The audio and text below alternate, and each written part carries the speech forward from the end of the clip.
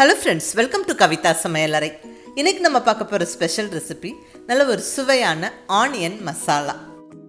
ஒரு சில சமயம் வீட்டில் நம்ம குயிக்காக சமைக்க வேண்டிய சுச்சுவேஷன் இருக்கும்போது சிம்பிளாக ஒரு சமையல் செய்வோங்க.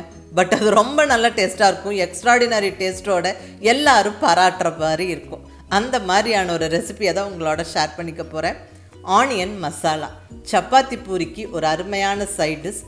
ரைஸோடவும் பிசைஞ்சு சாப்பிடலாம், அட்டகாசமாக இருக்கும். புதுசாக சமைக்க பழகிறவங்களுக்கெல்லாம் இது ரொம்ப ஒரு அருமையான ரெசிபி.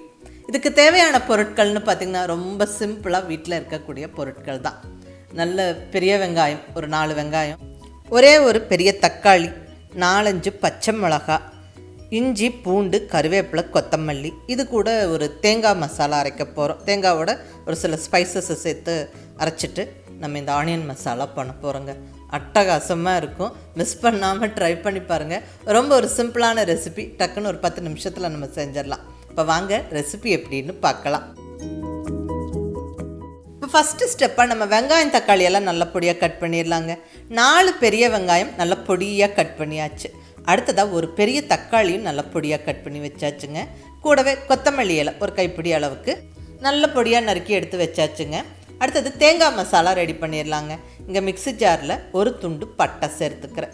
கூடவே 2 கிராம்பு, 1 டீஸ்பூன் அளவுக்கு சோம்பு, நல்ல வாசனை கொடுக்கும், நல்லதும் கூட. அடுத்ததாக 1 இன்ச் அளவுக்கு இஞ்சியை நல்லா அந்த தோலெல்லாம் எடுத்துட்டு 2ஆக கட் பண்ணி சேர்த்துடலாங்க. கூடவே 5 பல் பூண்டு. அடுத்தது காரத்துக்கு நம்ம இங்கே பச்சை மிளகாய் சேர்க்கிறோம்.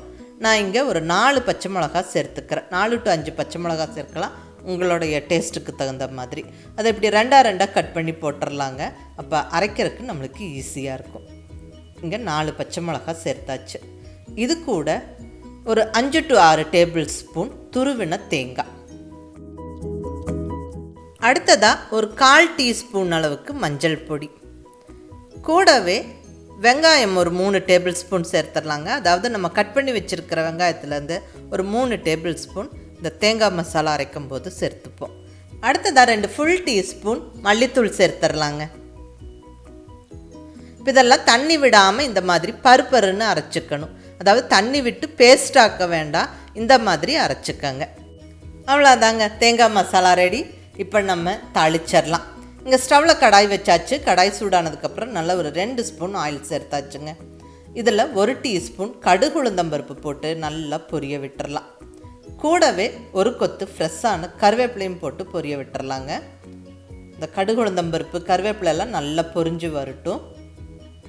இப்போ நம்ம கட் பண்ணி ரெடியாக வச்சுருக்கிற வெங்காயம் சேர்த்துடலாம். அதாவது 4 பெரிய வெங்காயம் பொடியாக நறுக்கி வச்சுருந்தோம், அது சேர்த்துக்கிறேன். அதில் ஒரு 3 டேபிள் ஸ்பூன் அளவுக்கு அரைக்கிறதுக்கு எடுத்துட்டோம். இதை நல்லா வதக்கிடலாங்க. நல்லா அந்த பிங்க் கலர் ஆகிற வரைக்கும் நல்லா இந்த வெங்காயம் நல்லா வதங்கணும். ஸோ நல்லா பொறுமையாக வதக்கி விடுங்க.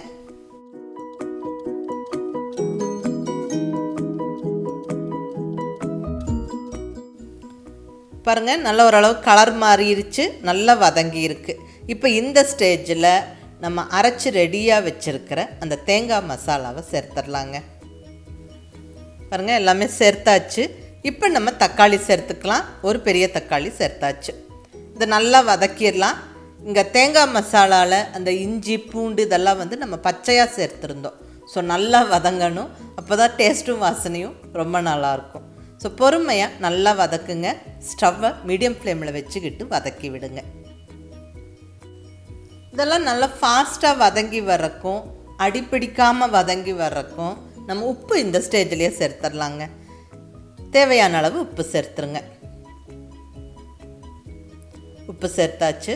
இப்போ எல்லாம் நல்லா கலந்து விட்டுறலாம்.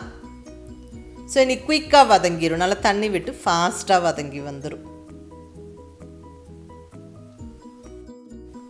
உப்பு சேர்த்துட்டு நல்லா ஒரு 3-4 நிமிஷம் வதக்கி விட்டதில் இன்னும் நல்லா வதங்கிருச்சு. பாருங்கள், நல்லா சுருளை வதங்கி வந்துருச்சு. இந்த ஸ்டேஜில் தண்ணி சேர்த்துடலாங்க.